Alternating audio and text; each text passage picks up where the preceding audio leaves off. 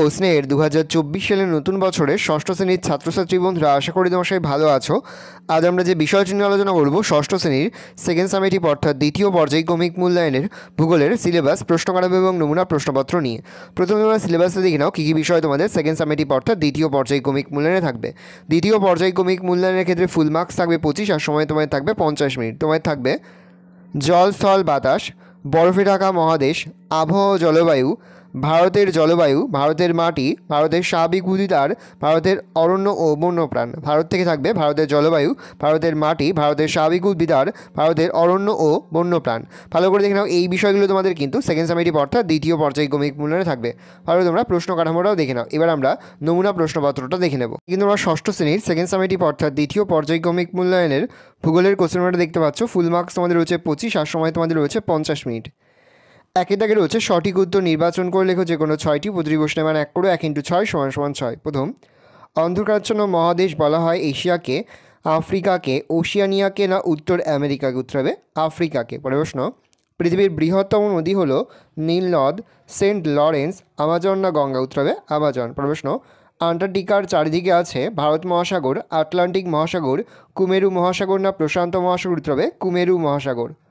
পরের প্রশ্ন, বায়ুর আর্দ্রতা মাপা হয় যে যন্ত্রের সাহায্যে তা হলো থার্মোমিটার, ব্যারোমিটার, হাইগ্রোমিটার না অ্যানিমোমিটার? উত্তর হবে ব্যারোমিটার। প্রশ্ন, বিশ্ব অরণ্য দিবস কবে পালিত হয়? উত্তর লিখবে 21শে মার্চ। পরের প্রশ্ন, কোন মাটির জল ধারণ ক্ষমতা সবচেয়ে বেশি? বেলে মাটি, এঁটেল মাটি, দোআঁশ মাটি না পলি মাটি? উত্তর হবে এঁটেল মাটি। পরের প্রশ্ন, কালবৈশাখী ঝড় কখন প্রবাহিত হয়? সকাল, বিকেল, দুপুরে, রাতের? উত্তর হবে বিকেলে। পরের প্রশ্ন, একটি ভেষজ গাছের নাম লেখো। সর্বগন্ধা, আম, কাঁঠাল না কদম? উত্তর হবে সর্বগন্ধা। তাহলে একটি ভেষজ গাছের নাম হচ্ছে সর্বগন্ধা। দুয়ে দাগে রয়েছে, 2-1 রয়েছে শূন্যস্থান পূরণ করো যে কোনো একটি। প্রশ্নের মান 1। প্রথম, আন্টার্কটিকার একটি স্বাভাবিক উদ্ভিদ হলো ড্যাশ? উত্তর লিখবে মস। পরের প্রশ্ন, প্রাকৃতিক সৌরপর্দা বলা হয় ড্যাশ স্তরকে? উত্তর লিখবে ওজোন। পৃষ্ঠ থেকে ভূমির উচ্চতা বাড়ার সাথে সাথে উষ্ণতা ড্যাশ থাকে? উত্তর লিখবে কমতে থাকে। প্রশ্ন, ভারত ড্যাশ জলবায়ুর দেশ? উত্তর লিখবে মৌসুমি। 2 রয়েছে শুদ্ধ না অশুদ্ধ লেখো। প্রশ্নের মান 1। প্রথম, মিলিবার হলো বৃষ্টিপাত মাপার একক? উত্তর হবে অশুদ্ধ। পড়েছে, লাল মাটিতে লোহার পরিমাণ বেশি থাকে বলে মাটির রং লাল হয়? উত্তর লিখবে শুদ্ধ। প্রশ্ন, লু একটি শীতল ও আর্দ্র বায়ু প্রবাহ? উত্তর হবে অশুদ্ধ। 2-3 রয়েছে এক কথায় উত্তর দাও। প্রশ্নের মান রয়েছে 1 করে 1 × 2 = 2। প্রথম, বায়ুমণ্ডলের কোন স্তরে জেট বিমান যাতায়াত করে? উত্তর লিখবে ট্রোপোস্ফিয়ার স্তরে। পরের প্রশ্ন, ভারতের জলবায়ু কী প্রকৃতির? উত্তর লিখবে ক্রান্তীয় মৌসুমী প্রকৃতির। পরের প্রশ্ন, কত খ্রিস্টাব্দে বন্যপ্রাণী সংরক্ষণ আইন চালু হয়? উত্তর লিখবে 1972 খ্রিস্টাব্দে। প্রশ্ন, ভারতের একটি অভয়ারণ্যের নাম লেখো? উত্তর লিখবে জলদাপাড়া অভয়ারণ্য। 3 দাগে রয়েছে নিচের প্রশ্নগুলির অনধিক 30টি শব্দের মধ্যে উত্তর দাও যে কোনো দুটি। প্রতিটি প্রশ্নের মান 2 করে 2 × 2 = 4। প্রথম, বায়ুর চাপ বলতে কী বোঝাতে? লিখবে ভূপৃষ্ঠের ওপর বায়ু যে ওজন বা চাপ প্রয়োগ করে তাকে বায়ুর চাপ বলে। উচ্চতা বাড়লে চাপ কমে এবং উচ্চতা কমলে চাপ বাড়ে, ফলে বায়ুর চাপের সাথে উচ্চতার ব্যস্তানুপাতিক সম্পর্ক বর্তমান। বলছে ঘনীভবন কাকে বলে? সূর্যের তাপে জল বাষ্পীভূত হয়, এই জল জলীয় বাষ্পপূর্ণ বায়ু হালকা বলে ওপরে উঠে যায়।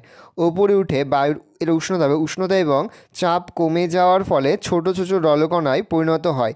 এই প্রক্রিয়াকে ঘনীভবন বলা হয়। রয়েছে মৃত্তিকা হয় কাকে বলে? লিখবে বিভিন্ন প্রাকৃতিক শক্তি যেমন বৃষ্টিপাত, জলপ্রবাহ, বায়ুপ্রবাহ, হিমবাহ, সমুদ্রতরঙ্গ প্রভৃতি ও মানুষের অবাঞ্ছিত হস্তক্ষেপ ও কার্যাবলীর ফলে মাটির পৃষ্ঠস্তরের হালকা ও অসংবদ্ধ অংশ ক্ষয়প্রাপ্ত, অপসারিত ও নগ্নীভূত হয় এবং মাটির উর্বরতা সহ স্বাভাবিক বৈশিষ্ট্য দ্রুত হ্রাস পায়। একে মৃত্তিকা ক্ষয় বলে।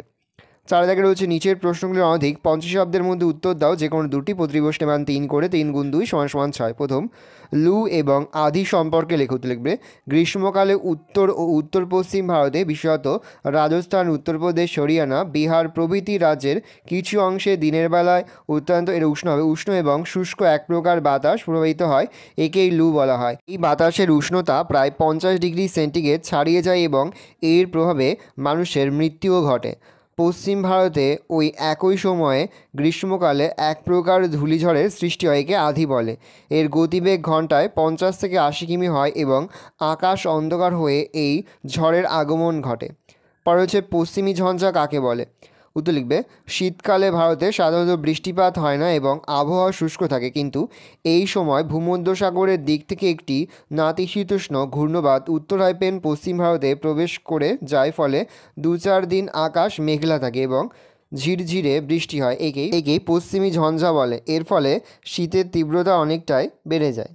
পরের প্রশ্ন, আন্টার্কটিকা মহাদেশকে সাদা মহাদেশ বলা হয় কেন? তো লিখবে আন্টার্কটিকা পৃথিবীর শীতলতম মহাদেশ। অধিক শীতলতার জন্য এই মহাদেশটি সারা বছরই 1 থেকে 2 কিমি পুরু বরফ দ্বারা আবৃত থাকে। তাই মানচিত্রে এই মহাদেশকে সর্বদা সাদা রঙে দেখানো হয়। এই জন্য আন্টার্কটিকা মহাদেশকে সাদা মহাদেশ বলা হয়। পরে হচ্ছে মৌসুমী বায়ুর বৈশিষ্ট্যগুলো লেখো। একদিকে লিখবে স্থল ও জলভাগের মধ্যে চাপের তারতম্যজনিত কারণে মৌসুমী বায়ু প্রবাহের সৃষ্টি হয়ে থাকে। গ্রীষ্মকালে বায়ু বিপরীত দিক থেকে প্রবাহিত হয়ে থাকে, যেমন গ্রীষ্মকালে দক্ষিণ হাইপেন পশ্চিম দিক থেকে এবং শীতকালে উত্তর হাইপেন পূর্ব দিক থেকে মৌসুমী বায়ু প্রবাহিত হয়। 3 দিয়ে লিখবে মৌসুমী বায়ুর প্রভাবে প্রধানত গ্রীষ্মকালে বৃষ্টিপাত হয়ে থাকে এবং শীতকাল শীতল ও শুষ্ক প্রকৃতির হয়। 4 মৌসুমী বায়ুর প্রভাবে যে বৃষ্টিপাত হয় তা সাধারণত শৈলক্ষেপ শ্রেণীর হয়ে থাকে বা শৈলক্ষেপ শ্রেণীর অন্তর্গত। 5 দিয়ে লিখবে মৌসুমী বায়ু কেবলমাত্র একটি নির্দিষ্ট সময়ে প্রবাহিত হয়, অন্য সময় এই বায়ুর স্থায়িত্ব থাকে না বলে মৌসুমী বায়ুকে সাময়িক বায়ু বলা হয়। 6 দিয়ে লিখবে মৌসুমী বায়ুর প্রবাহ অনেকগুলো কারণের দ্বারা নিয়ন্ত্রিত হয় বলে মৌসুমী বায়ু প্রভাবের কোনো সুনিশ্চয়তা নেই, তাই কোনো কোনো বছর মৌসুমী বায়ু সময়ের আগে আবার কোনো কোনো বছর সময়ের পরে প্রবাহিত হয়ে থাকে। 5 দাগে রয়েছে নিচের প্রশ্নগুলির অধিক 80 শব্দের মধ্যে উত্তর দাও, যে কোনো একটি প্রশ্নের মান 5। প্রথম, বাড়িমণ্ডল বলতে কী বোঝো? তার সঙ্গে হচ্ছে প্যানজিয়া ও প্যান্থালাসা বলতে কী বোঝো? 2+3 পৃথিবীর যে সকল অংশে জল পাওয়া যায়, যেমন সাগর, মহাসাগর, হ্রদ, জলাশয়, নদী ইত্যাদিকে একত্রে জলভাগ বা বাড়িমণ্ডল বলা হয়। পৃথিবীর মোট ক্ষেত্রফলের প্রায় 3/4 বাড়িমণ্ডলের অন্তর্গত। ইউরোপ মহাদেশ ও এশিয়া মহাদেশ দুটি আলাদা ভূখণ্ডে অবস্থিত নয়। একই ভূখণ্ডের পূর্ব দিকে এশিয়া এবং পশ্চিম দিকে ইউরোপ মহাদেশ অবস্থিত। এই দুই মহাদেশ ইউরাল পর্বত ও ইউরাল নদীর দ্বারা আলাদা। এই দুই মহাদেশকে একত্রে ইউরেশিয়া বলা হয়। প্যারা চেঞ্জ করে লিখবে বিজ্ঞানী ওয়েগনারের মতে আজ থেকে প্রায় 50 কোটি বছর পূর্বে পৃথিবীর সকল মহাদেশ মিলিতভাবে একটি বিরাট ভূখণ্ড হিসাবে অবস্থান করত।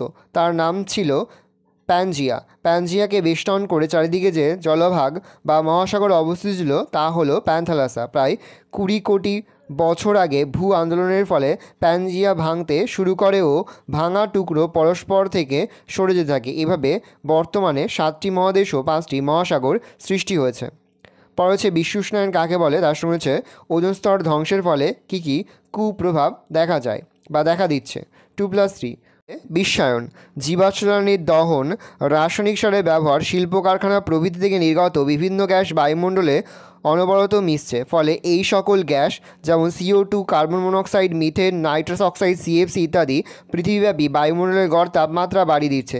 পৃথিবীব্যাপী উষ্ণতা বৃদ্ধির এই ঘটনাকেই বিশ্ব উষ্ণায়ন বলে। উষ্ণতা বৃদ্ধির এই ঘটনাকেই বিশ্ব উষ্ণায়ন বলে। পয়েন্ট করে লিখবে ওজোন স্তর ধ্বংসের কুপ্রভাব। ওজোন গ্যাস স্ট্র্যাটোস্ফিয়ারে উপস্থিত থেকে অতিবেগুনি রশ্মিকে শোষণ করে ও তার ক্ষতিকারক প্রভাব থেকে আমাদেরকে রক্ষা করে, কিন্তু ওজোন স্তর ধ্বংসের ফলে অতিবেগুনি রশ্মি সরাসরি পৃথিবীতে চলে আসছে। ফলে চোখের সমস্যা, ত্বকের ক্যান্সার, বন্ধ্যাত্ব, কীটপতঙ্গের সংখ্যা বৃদ্ধি, উষ্ণতা বৃদ্ধির মতো সমস্যাগুলি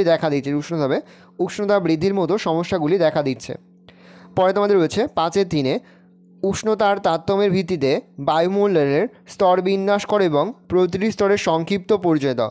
বা প্রশ্নটা ঘুরিয়ে আসতে পারে বায়ুমণ্ডলের স্তর বিন্যাস সম্পর্কে আলোচনা করো। দেখে নাও, আমি আর মুখে বলছি না, মুখে বললে ভিডিওটাই বড় হয়ে যাবে, তোমাদেরই অসুবিধা হবে। আমি আস্তে আস্তে কল আউট করছি, তোমরা কিন্তু অবশ্যই ভিডিওটা থামিয়ে বা স্ক্রিনশট নিয়ে কিন্তু সম্পূর্ণ উত্তরটা তোমাদের খাতায় নোট ডাউন করে নেবে। প্রথম পয়েন্ট করবে ট্রোপোস্ফিয়ারের কিছুটা লিখে তারপরে তোমরা বৈশিষ্ট্য লিখবে। প্রথমে ট্রোপোস্ফিয়ার সম্পর্কে লিখবে, তারপরে ট্রোপোস্ফিয়ারের বৈশিষ্ট্য লিখবে। ভালো করে দেখে নাও। তারপরে রয়েছে স্ট্র্যাটোস্ফিয়ার। প্রথমে স্ট্র্যাটোস্ফিয়ার সম্পর্কে সংক্ষেপে লিখবে, তারপরে স্ট্র্যাটোস্ফিয়ারের বৈশিষ্ট্য লিখবে। ভালো করে দেখে নাও। তারপরে রয়েছে মেসোস্ফিয়ার। প্রথমে মেসোস্ফিয়ার সম্পর্কে ছোটো করে লিখবে, তারপরে মেসোস্ফিয়ারের বৈশিষ্ট্যগুলো লিখবে। দেখে নাও। পরের পয়েন্ট করবে থার্মোস্ফিয়ার বা আয়নোস্ফিয়ার। প্রথমে আয়নোস্ফিয়ার বা থার্মোস্ফিয়ার সম্পর্কে লিখবে, তারপরে বৈশিষ্ট্য বইয়ে পয়েন্ট করে বৈশিষ্ট্যগুলো লিখবে। 5 নম্বর পয়েন্ট করবে এক্সোস্ফিয়ার। ভালো করে দেখে নাও। প্রথমে এক্সোস্পিয়ার সম্পর্কে লিখবে, তারপরে বৈশিষ্ট্যগুলো পয়েন্ট করে বৈশিষ্ট্যগুলো লিখবে। 6 দিয়ে পয়েন্ট করবে ম্যাগনেটোস্পিয়ার। প্রথমে ম্যাগনেটোস্পিয়ার সম্পর্কে লিখবে, তারপরে বৈশিষ্ট্যগুলো পয়েন্ট করে ম্যাগনেটোস্পিয়ারের বৈশিষ্ট্যগুলো লিখবে। ভালো করে দেখে নাও। এই রয়েছে টোটাল তোমাদের সেকেন্ড সামেটিভ অর্থাৎ দ্বিতীয় পর্যায়ক্রমিক মূল্যায়নের ষষ্ঠ শ্রেণীর ভূগোলের কোশ্চেন পেপার। ভালো করে তোমরা কোশ্চেনটা দেখে নাও। এই ধরনের কোশ্চেন প্যাটার্নেই কিন্তু প্রতিটি স্কুলে তোমাদের কিন্তু সেকেন্ড সামেটিভ অর্থাৎ দ্বিতীয় পর্যায়ক্রমিক মূল্যায়নের প্রশ্নপত্র হবে। সেহেতু ভালো করে তোমরা কোশ্চেন পেপারটা দেখে নাও। আশা করি ভিডিওটা ভালো লেগেছে। ভিডিওটা ভালো লাগলে ভিডিও লাইক করে থাকলে ভুলবে না। আর আমার চ্যানেল নতুন হওয়া লাল কালার সাবস্ক্রাইব প্রেস করে পাশে বেল আইকন প্রেস করে যখন নতুন করে ভিডিও আপলোড করি সবার ফার্স্ট নোটিফিকেশন তোমরা পেয়ে যাও। আর এই ভিডিওটি তোমার বন্ধু বান্ধবী আত্মীয় স্বজন সবার মধ্যে কিন্তু অনেক শেয়ার করে দাও যারা এই বছর ষষ্ঠ শ্রেণীতে পড়ছে। আমরা কিন্তু ইতিমধ্যে ষষ্ঠ শ্রেণীর প্রতিটি বিষয়ের সিলেবাস, প্রশ্নকাল এবং নমুনা প্রশ্নপত্র কিন্তু আপলোড করে দিয়েছি। তোমরা যদি এখনও পর্যন্ত সেই ভিডিওগুলো না দেখে থাকো, ভিডিওগুলো কিন্তু তাড়াতাড়ি দেখে নাও। তোমাদের সকলকে জানাই আগাম পরীক্ষার অনেক শুভেচ্ছা এবং অভিনন্দন। আশা করি সকলের পরীক্ষায় খুব ভালো হবে।